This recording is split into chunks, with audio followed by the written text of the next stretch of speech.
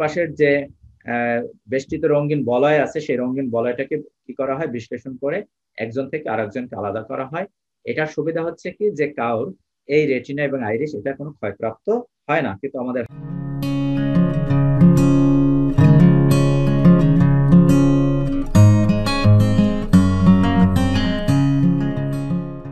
Good morning আমার প্রিয় শিক্ষার্থীবৃন্দ, তোমাদের সকলকে আইসিটি অনলাইন ক্লাসে স্বাগতম জানাচ্ছি। আমি অনুপম হালদার, সহযোগী অধ্যাপক, কম্পিউটার সায়েন্স অ্যান্ড ইঞ্জিনিয়ারিং বিভাগ, ঢাকা সিটি কলেজ। আমরা চ্যাপ্টার 1 পড়ছিলাম। আমরা আজকে পড়ব বায়োমেট্রিক্স, বায়োইনফরমেটিক্স, জেনেটিক ইঞ্জিনিয়ারিং এবং ন্যানোটেকনোলজি। এই চারটি বিষয় আমরা পড়ব। এই চারটি বিষয়ের মধ্যে বায়োমেট্রিক্স এবং জেনেটিক ইঞ্জিনিয়ারিং এই দুইটা টপিকস খুব ইম্পর্টেন্ট তোমাদের জন্য। এই দুইটা টপিকস ভালো করে পড়বে। এবং ন্যানোটেকনোলজি এবং বায়ো ইনফরমেটিক্স এই দুটো ইম্পর্টেন্ট, কিন্তু সবচেয়ে বেশি ইম্পর্টেন্ট হচ্ছে কি বায়োমেট্রিক্স এবং জেনেটিক ইঞ্জিনিয়ারিং। বায়োমেট্রিক্স কি, অর্থাৎ যে জীবের যে বৈশিষ্ট্যগুলো, সবার কিন্তু অদ্বিতীয় কিছু বৈশিষ্ট্য রয়েছে। এই বৈশিষ্ট্যগুলো অন্য কারোর সাথে মিলবে না। যেমন তুমি দেখতে একরকম, তোমার হাতের লেখা একরকম, তোমার কথা বলার স্টাইল একরকম, ঠিক আছে, তোমার আঙ্গুলের ছাপ একরকম। এগুলোকে বলা হয় কি বায়োলজিক্যাল ডেটা। এই বায়োলজিক্যাল ডেটাগুলো সবার আলাদা, ঠিক আছে। এই ডেটাগুলোর উপর ভিত্তি করে তোমাকে কি অদ্বিতীয় ভাবে মানে আলাদাভাবে শনাক্তকরণ করা যায়। আগে যেমন এই টিপসই ব্যবহার করতো, কিন্তু এখন সেই টিপসইটা কি নতুন রূপে এসেছে, তাই না, ডিজিটাল রূপে এসেছে। একই পদ্ধতি কিন্তু ডিজিটালি এসেছে। কারণ তোমার টিপসই তো তোমার যে আঙ্গুলের ছাপ, এই আঙ্গুলের ছাপটা তোমার এবং অন্য কারোর সাথে সেই আঙ্গুলের ছাপ কখনোই মিলবে না, ঠিক আছে, সবার আলাদা থাকবে। তাই এই বায়োমেট্রিক্স আমরা কি কি পদ্ধতি ব্যবহার করে আমরা একজন থেকে আরেকজনকে আলাদা করতে পারি সেগুলো আমরা শিখবো, এবং সেটা কোথায় ব্যবহার করা হয় এগুলোর মধ্যে তুলনামূলক আলোচনা শিখবো। তারপর হচ্ছে জেনেটিক ইঞ্জিনিয়ারিং, অর্থাৎ জেনেটিক ইঞ্জিনিয়ারিং হচ্ছে কি যে জেনেটিক্যালি মডিফাইড অর্গানিজম, জিএমও তৈরি করা, অর্থাৎ জিনকে সাজিয়ে, ঠিক আছে, জিনকে সাজিয়ে নতুন বৈশিষ্ট্যধারী জীব তৈরি করাই হচ্ছে জেনেটিক ইঞ্জিনিয়ারিং। এই genetic engineering, genetic modified crops এখন তৈরি হচ্ছে। এর ফলে কি বেশি শস্য উৎপাদন করা সম্ভব হচ্ছে, ঠিক আছে। আমরা এই জেনেটিক ইঞ্জিনিয়ারিং পড়বো যে জেনেটিক ইঞ্জিনিয়ারিং এটা কিভাবে করা হয়, জেনেটিক ইঞ্জিনিয়ারিং এর সাহায্যে কি কি শস্য উৎপাদন করা যায়, এবং শস্যগুলোর এদের বৈশিষ্ট্যগুলো কি, এবং এদের মূলনীতি কি, জেনেটিক ইঞ্জিনিয়ারিং এর মূলনীতি কি, সেগুলো আমরা পড়বো। এরপর কি রয়েছে বায়ো ইনফরমেটিক্স। বায়ো ইনফরমেটিক্স হচ্ছে একটি আন্তঃশাস্ত্রীয় বিজ্ঞান বলা হয়। আন্তঃশাস্ত্রীয় বিজ্ঞান কি, যে এখানে তোমার বায়োলজি, তারপরে হচ্ছে গণিত বা পরিসংখ্যান এবং কম্পিউটার বিজ্ঞান, এই তিনটা বিজ্ঞানের সমষ্টি হচ্ছে কি বায়ো ইনফরমেটিক্স। যেখানে মানুষের বৈশিষ্ট্য, ডিএনএ, আরএনএ এগুলো অ্যানালাইসিস করে যে কিভাবে ড্রাগ তৈরি করা যায় এগুলো নিয়ে আলোচনা করা হয়, এবং কম্পিউটারের সাহায্যে কি করা হয়, একটা সফটওয়্যার টুলস তৈরি করা হয়। এই তিনটা বিজ্ঞান ব্যবহার করে মানুষের জীবের বৈশিষ্ট্যগুলো নিয়ে তারপর কি করা হয়, এগুলোকে অ্যানালাইসিস করা হয়, কিসের সাহায্যে, গণিত ব্যবহার করা হয় বা পরিসংখ্যান ব্যবহার করা হয়, এবং তারপর কি সফটওয়্যার টুলস তৈরি করা হয়। এটাকে বলা কি একটি আন্তঃশাস্ত্রীয় বিজ্ঞান। এরপর হচ্ছে কি ন্যানো টেকনোলজি। এর আগের যে টেকনোলজিটা ছিল সেটা হচ্ছে মাইক্রো টেকনোলজি। আগের দিনের কম্পিউটার গুলো ছিল কি অনেক বড় ছিল, কিন্তু এখন কম্পিউটার গুলো কি ছোট হয়ে আসছে, তাই না। এখন দেখা যাচ্ছে কি ন্যানো টেকনোলজি ব্যবহার করে কম্পিউটার আরো ছোট হয়ে আসছে, কিন্তু এর কার্যক্ষমতা কি আগের কম্পিউটার চেয়ে অনেক বেশি। একটা স্মার্টফোনের কথা চিন্তা করো, এর সাহায্যে আমরা সমস্ত কাজ করতে পারি, তাই না। এই স্মার্টফোনের সাহায্যে এখন তুমি ক্যামেরা রয়েছে, তাই না, ভিডিও রয়েছে, তারপর ছবি তুলতে পারো, গান শুনতে পারো, ইন্টারনেট অ্যাক্সেস করতে পারো। অর্থাৎ একটা কম্পিউটার যে কাজ করতে পারে একই কাজ আমরা কি একটা মোবাইল ফোনের সাহায্যে করতে পারি। এটা হচ্ছে কি ন্যানো টেকনোলজি। ন্যানো মানে কি আরো ক্ষুদ্রাতি ক্ষুদ্র, ঠিক আছে। এর কাজ হচ্ছে কি যে ন্যানো প্রযুক্তি ব্যবহার করে কিভাবে আমরা ডিভাইস তৈরি করতে পারি, এগুলো নিয়ে গবেষণা করা, এবং ছোট বস্তু কিভাবে তৈরি করা যায় সেগুলো আমরা ন্যানো টেকনোলজির সাহায্যে আমরা আলোচনা করব আজকে। তাহলে প্রথমে কি বায়োমেট্রিক্স।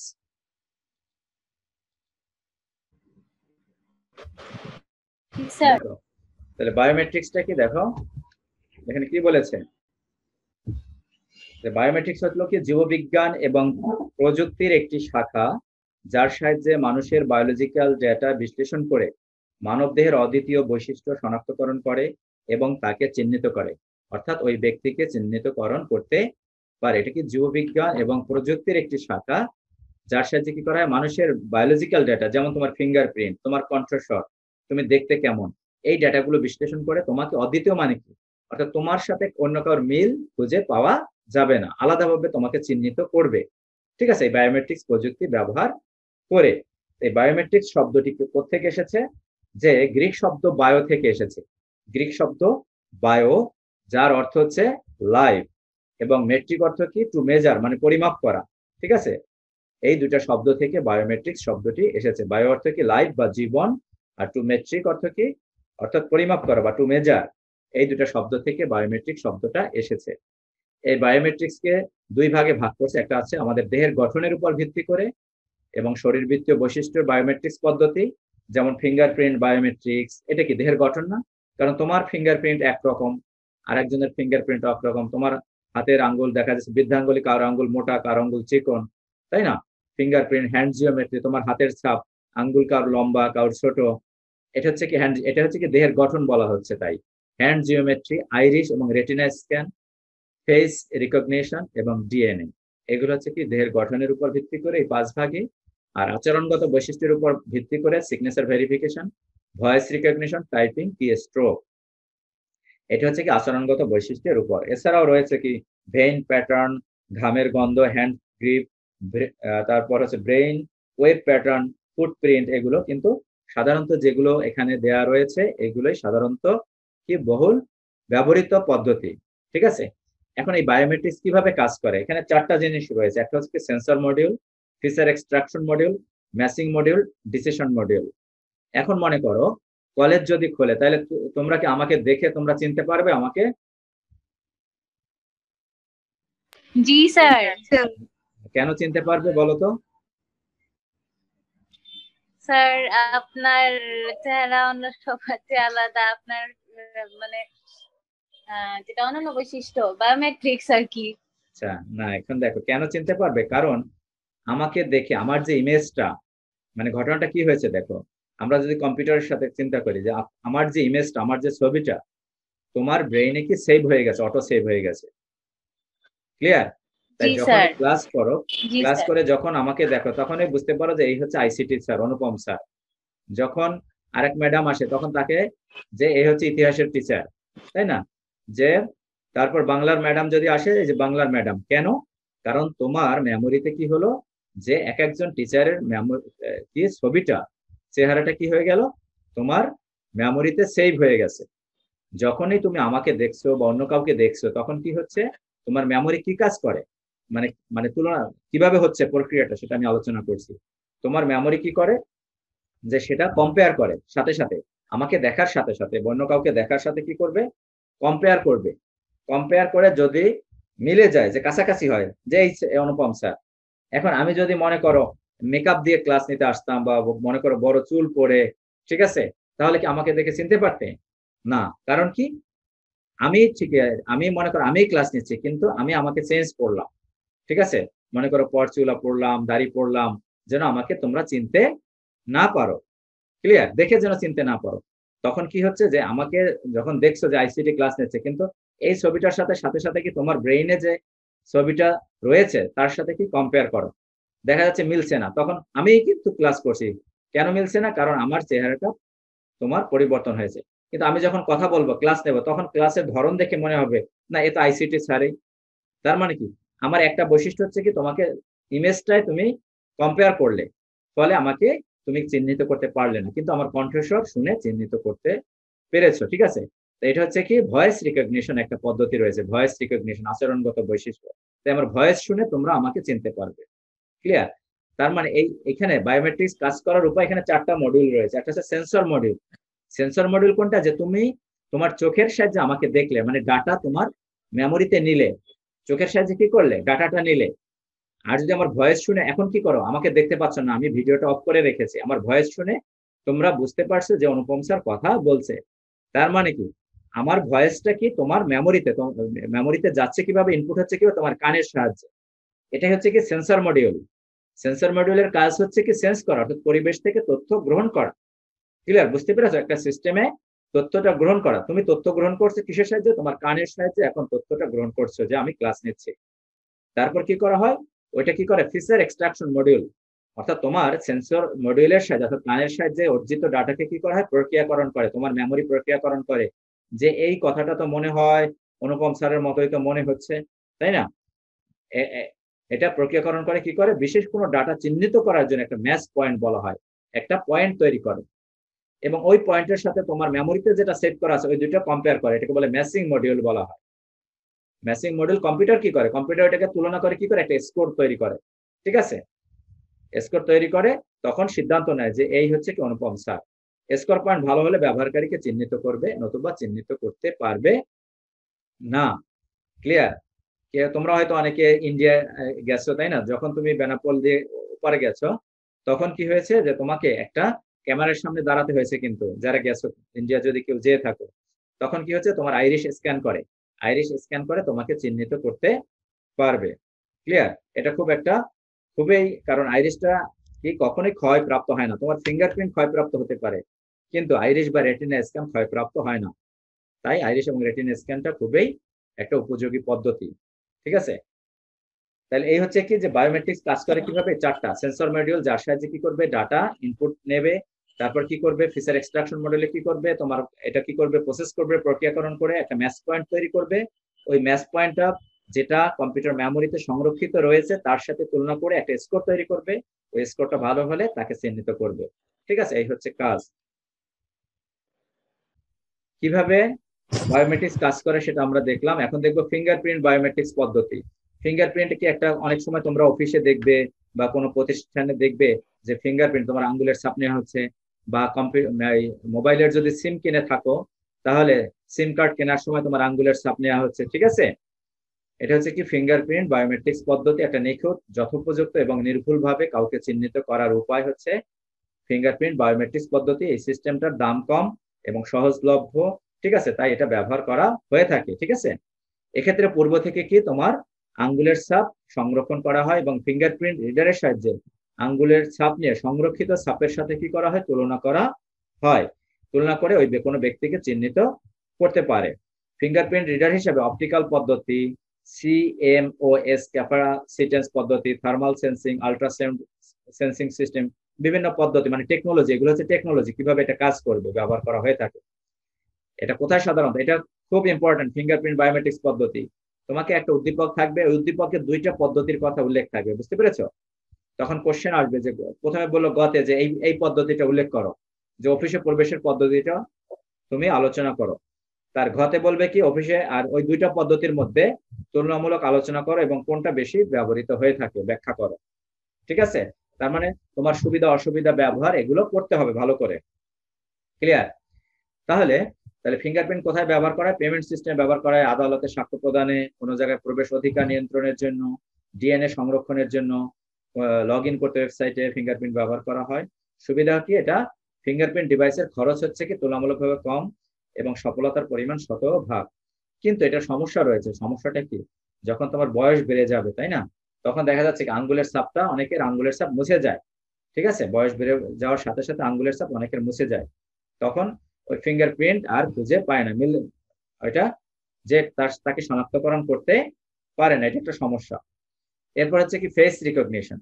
ফেস রিকগনিশন, পৃথিবীর সকল মানুষের চেহারা আলাদা, শুধুমাত্র যমজ ভাই বোনের চেহারা দেখা যায় কি কিছুটা মিল থাকে, কিন্তু একজনের সাথে অন্যজনের চেহারার মিল, আমরা হুবহু মিল খুঁজে পাওয়া যায় না।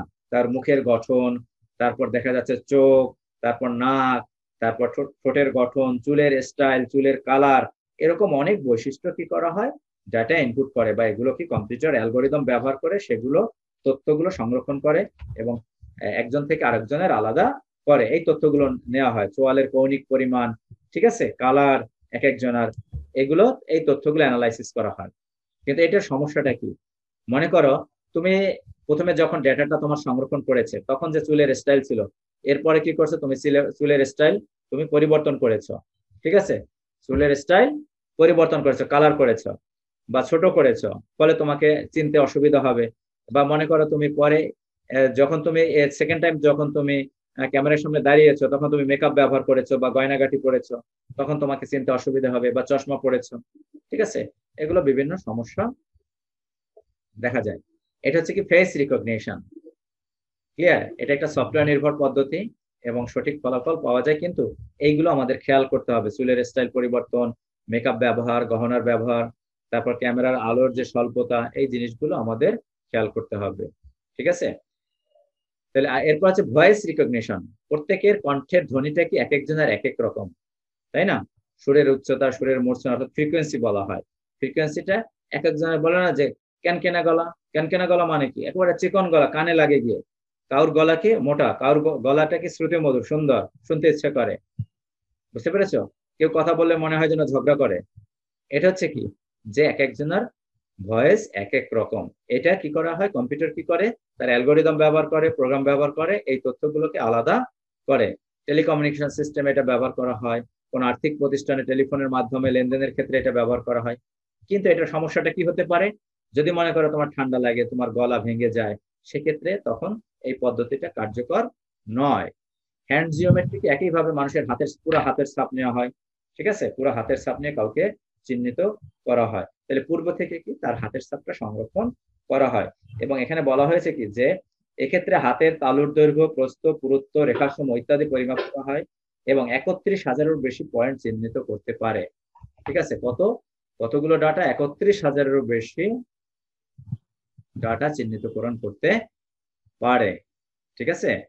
এটা হচ্ছে কি হ্যান্ড জিওমেট্রি। এরপর আছে আইরিশ এবং retina scan. Irish scan, Irish কোনটা, যে তোমার যে চোখের যে মনির পাশের অংশটা, যে মাঝখানে মনির একটা যে কালো অংশটার মাঝখানটা হচ্ছে কি, এর মাঝখানে যেটা অংশ, সেটা হচ্ছে কি আইরিশ বলা হয়। আর রেটিনা হচ্ছে কি চোখের ভিতরে, বইতে দেখবে একটা আইরিশ উল্লেখ করা আছে, আইরিশ। তারপর হচ্ছে রেটিনা। রেটিনা হচ্ছে হলো ভিতরে গোলাকার একটা পর্দার মতো, এটা হচ্ছে কি রেটিনা বলা হয়। এদের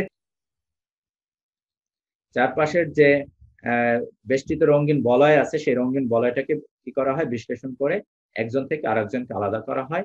এটার সুবিধা হচ্ছে কি যে কাউর এই রেটিনা এবং আইরিশ এটা কোনো ক্ষয়প্রাপ্ত হয় না, কিন্তু আমাদের হাতের ছাপ, আঙ্গুলের ছাপ, এগুলো পরিবর্তন হতে পারে। ঠিক আছে? এটা একটি বহুল ব্যবহৃত একটা পদ্ধতি। তুলনামূলকভাবে কিন্তু এই পদ্ধতিটা হচ্ছে ব্যয়বহুল, কিন্তু আইরিশ রেটিনা স্ক্যানের ক্ষেত্রে এটা ব্যয়বহুল পদ্ধতি, বেশি মেমোরি প্রয়োজন হয়। ক্যামেরার সামনে আলোর পর্যাপ্ততার সাথে এর শনাক্তকরণ নির্ভরশীল। যদি ঠিক মতো না থাকে, তাহলে কাউকে চিহ্নিতকরণ করতে পারবে না, চোখের চশমা খুলতে হবে। ঠিক আছে?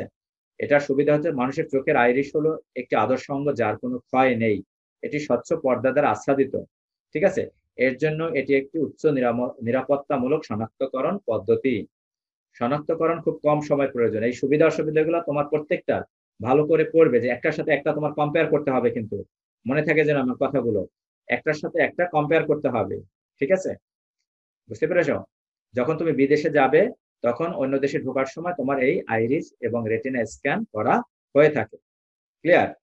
সিগনেচার ভেরিফিকেশন, যেমন ম্যানুয়ালি যখন সিগনেচার করা হয় আর কম্পিউটার সিগনেচার করা হয় একটা ডিভাইসের উপর, তোমার একটা বইতে একটা ছবি দেখবে, যখন সিগনেচার করা হয়, এখানে ছবিটা দেয়া নাই, যে দুটোর মধ্যে পার্থক্য হচ্ছে কি, যেখানে কি কি তথ্য আগে কি কি তথ্য সংরক্ষণ করে, সিগনেচারের সাইজটা, তারপর হচ্ছে কি সিগনেচারে যে তোমার স্পিডটা, কত স্পিডে তুমি সিগনেচার করছো।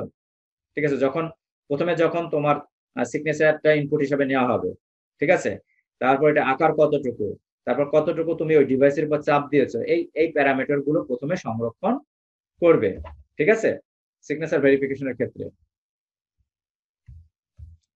যদি কেটে যায় আবার ঢুকবে। অটোমেশন পদ্ধতিতে স্বাক্ষরের আকার কতটুকু, লেখার গতি, সময় এবং কলমের চাপ ইত্যাদি ডেটা বিশ্লেষণ করা হয়ে থাকে। একটি স্বাক্ষরের সকল প্যারামিটার ডুপ্লিকেট করা সম্ভব নয়, তাই না? সকল প্যারামিটার মানে কি, যে সকল যে হিসাব, যেমন এটার আকার কতটুকু, কত সময় তুমি ধরে সিগনেচার করেছো, তারপর কতটুকু চাপ দিয়েছো, এই সকল প্যারামিটার ডুপ্লিকেট করা সম্ভব নয়। বুঝতে পেরেছো? এটা ব্যবহার করা হয় কোথায়? ব্যাংক, বীমা, অন্যান্য শিক্ষা প্রতিষ্ঠানে এই সিগনেচার পদ্ধতি ব্যবহার করা হয়ে থাকে। সিগনেচার ভেরিফিকেশন পদ্ধতি ব্যবহার করা হয়। এটি সর্বস্তর মানুষের জন্য গ্রহণযোগ্য পদ্ধতি, শনাক্তকরণের জন্য খুব কম সময় লাগে। কিন্তু অসুবিধা কি, ফলাফলের সূক্ষ্মতা ফিঙ্গারপ্রিন্টের চেয়ে তুলনামূলকভাবে এটা কম। যারা স্বাক্ষর জানে না, তাদের জন্য এই পদ্ধতি ব্যবহার করা যায় না। যারা সিগনেচার জানে না, তারা এটা ব্যবহার করতে পারবে না। তাদের জন্য কি ফিঙ্গারপ্রিন্ট বা বায়োমেট্রিক্স পদ্ধতি বা আইরিশ রেটিনা স্ক্যান পদ্ধতি ব্যবহার করা হয়ে থাকে। ঠিক আছে? এরপর হচ্ছে কি বায়ো ইনফরমেটিক্স পদ্ধতি, এটাকে বলে আন্তঃশাস্ত্রীয় বিজ্ঞান। নিম্নের কোনটি আন্তঃশাস্ত্রীয় বিজ্ঞান? রোবোটিক্স, তারপর genetic engineering, biometrics, bio informatics. Bio informatics মানে কি? আন্তঃশাস্ত্রীয় বিজ্ঞান। এই বিজ্ঞানে কি কি রয়েছে? যে জীববিজ্ঞান অর্থাৎ বায়োলজিক্যাল ডাটা নেওয়া হয়, সেগুলোকে অ্যানালাইসিস করার জন্য পরিসংখ্যান বা গণিত ব্যবহার করা হয়। এই অ্যানালাইসিস করবে কি মিডিয়া ব্যবহার করে? আমরা কম্পিউটার ব্যবহার করে, কম্পিউটার প্রোগ্রাম ব্যবহার করে, এবং একটা সফটওয়্যার টুলস তৈরি করা হয়। কেন করা হয়? যে মানুষের জিনগত বৈশিষ্ট্য দেখে, এগুলো অ্যানালাইসিস করা হয়। কেন অ্যানালাইসিসের প্রয়োজন? যে বর্তমান করোনা ভাইরাস রয়েছে, করোনা ভাইরাসের টিকা তৈরি করতে হবে। তার জন্য কি আমাদের তো সেই বৈশিষ্ট্যটা, যে এই করোনা ভাইরাসের যে বৈশিষ্ট্যটা কিভাবে জিনগুলোকে পরিবর্তন করছে, এটা যেন আর ভ্যাকসিন তৈরি করলে, এই ঔষধ ব্যবহার করলে সেজন্য তার ডিএনএটাকে সে পরিবর্তন করতে না পারে, ঠিক আছে, সেজন্য মারা যায়। এগুলো কি অ্যানালাইসিস করছে? অ্যানালাইসিস করছে কিসের সাথে? এটা যে বিজ্ঞান, সেটা হচ্ছে কি বায়ো ইনফরমেটিক্স। অর্থাৎ সেক্ষেত্রে জীববিজ্ঞান, কারণ বায়োলজিক্যাল ডাটা নিয়ে হচ্ছে, ম্যাথমেটিক্যাল, এখানে যে অ্যালগোরিদম গুলো ব্যবহার করা হয়, অ্যালগোরিদম ব্যবহার করতে পরিসংখ্যান লাগবে, ম্যাথমেটিক্স লাগবে, এবং সেই অ্যালগোরিদম বা প্রোগ্রাম মানে হচ্ছে কি কম্পিউটার তোমার প্রয়োজন হবে, তাই না? তারপর কি সিমুলেশন তৈরি করবে, যে ফর্মুলাটা তৈরি করবে যে করোনা ভাইরাসের জন্য আমার এই ঔষধ লাগবে, এই মেডিসিন, এইগুলো ব্যবহার করে আমি ভ্যাকসিন তৈরি করতে পারবো। বুঝতে পেরেছো?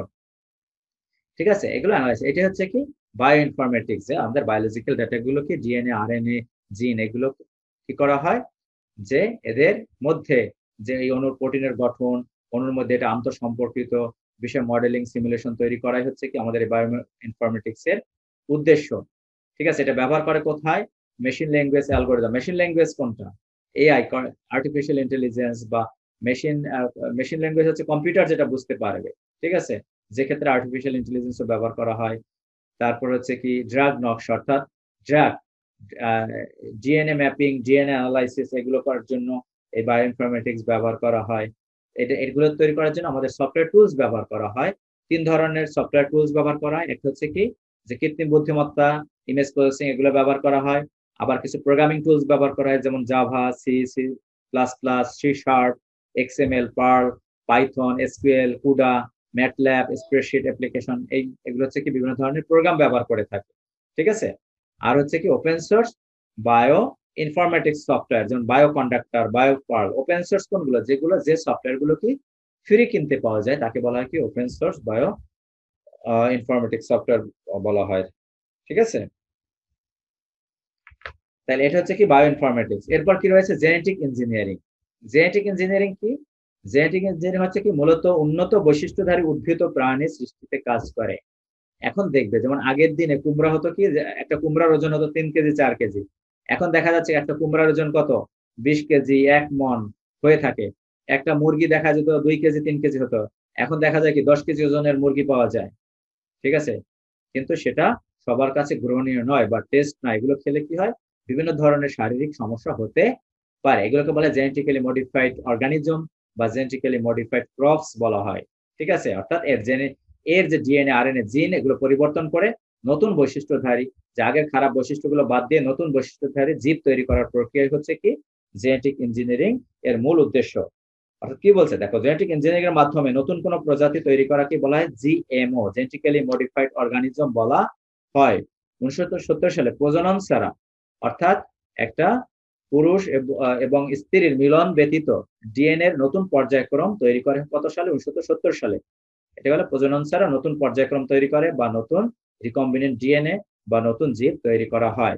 1972 সালে কে পল বার্গ, এখানে কি হবে? 1972 সালে পল বার্গ, এখানে পল বার্গ প্রথম রিকম্বিনেন্ট ডিএনএ। রিকম্বিনেন্ট মানে কি? অর্থাৎ এর সাথে একটা প্লাজমিডের সাথে ডিএনএ প্রবেশ করিয়ে, মানে ডোনার থেকে ডিএনএ নিয়ে একটা ব্যাকটেরিয়ার প্লাজমিডে সংযুক্ত করে যে ডিএনএটা তৈরি করা হয় তাকে বলা হয় রিকম্বিনেন্ট ডিএনএ।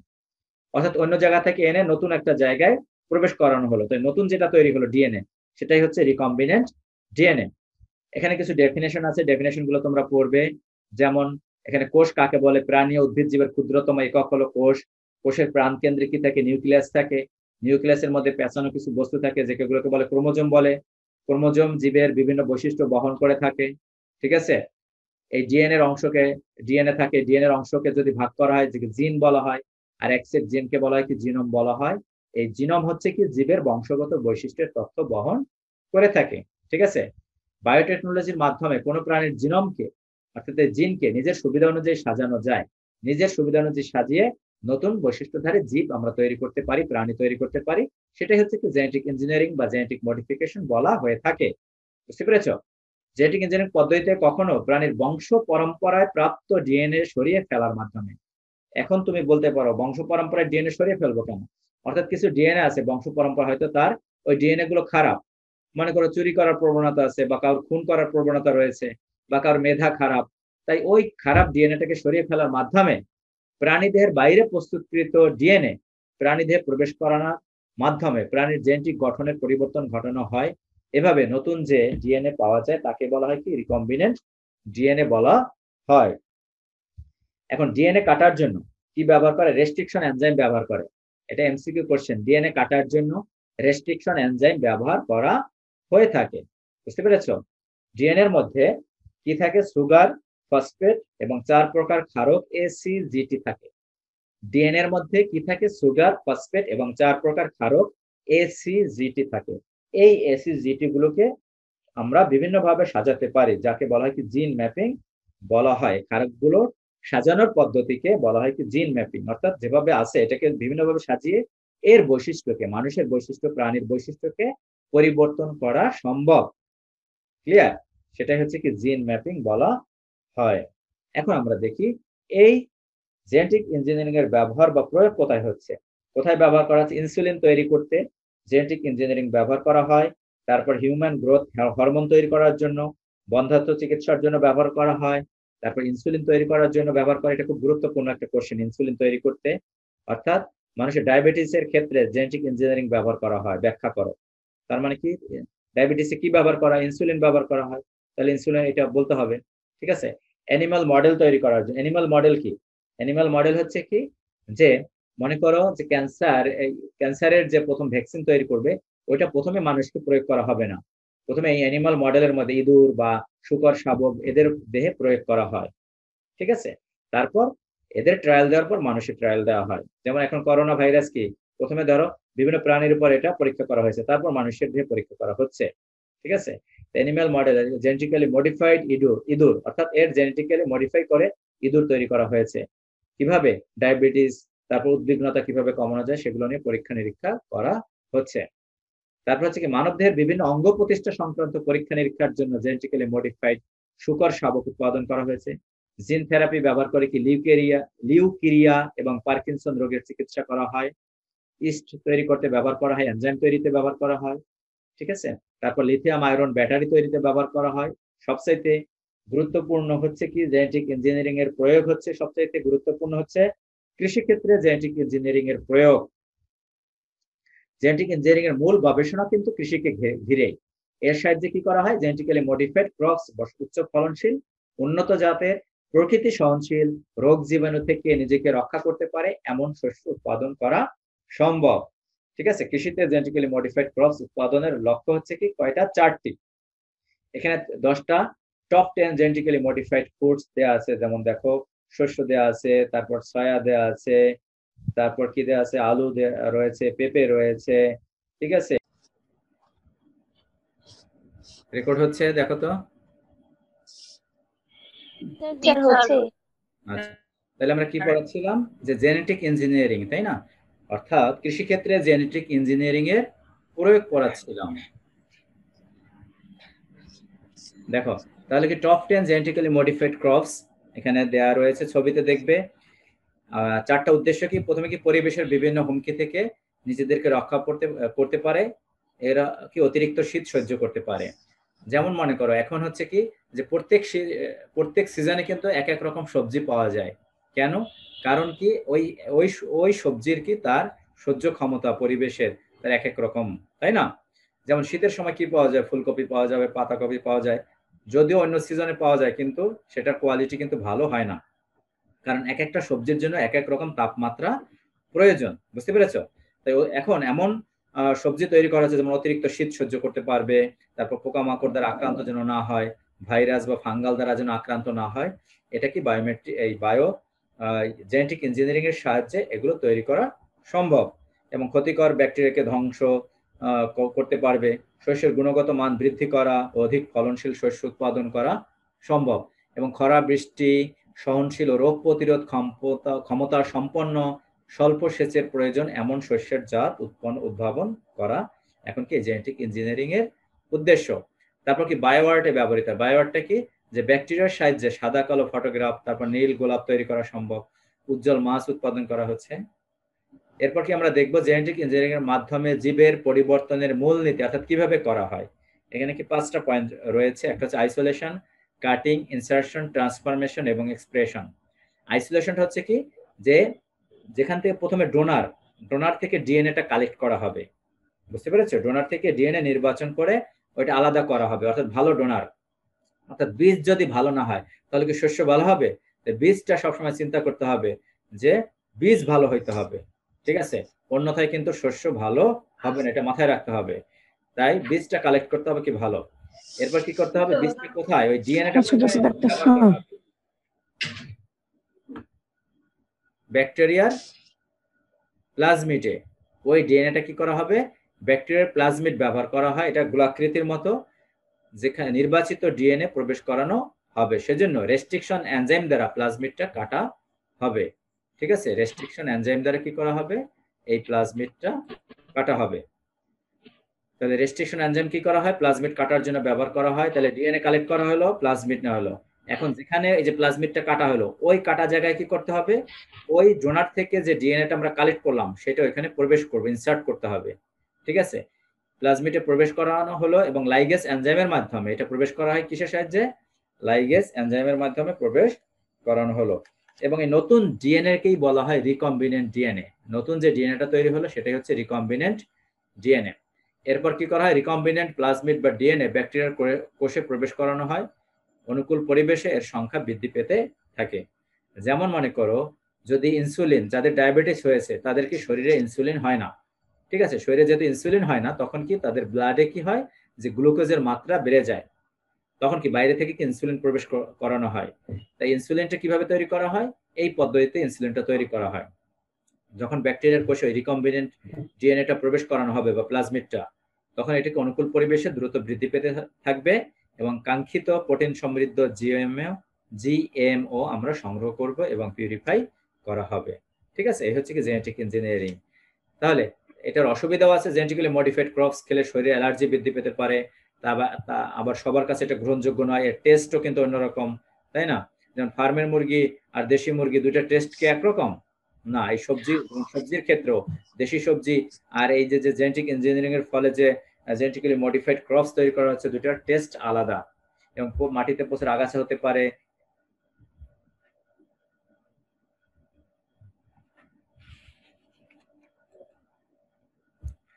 বুঝতে পেরেছো? নতুন ক্ষতিকর ভাইরাস তৈরি হতে পারে, আগাছা তৈরি হতে পারে।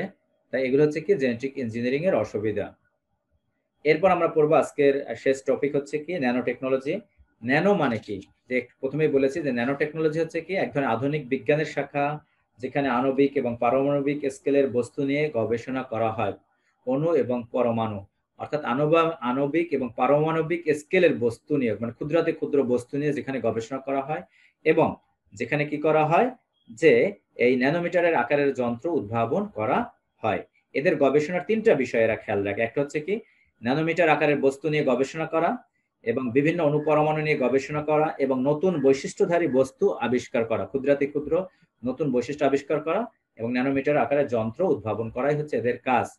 এখন এই ন্যানোমিটারে ন্যানো টেকনোলজি, ন্যানো শব্দটা এসেছে গ্রিক শব্দ থেকে, এসেছে ন্যানোস থেকে, যার অর্থ হচ্ছে বামন, মানে ছোট। বামন মানে কি ছোট।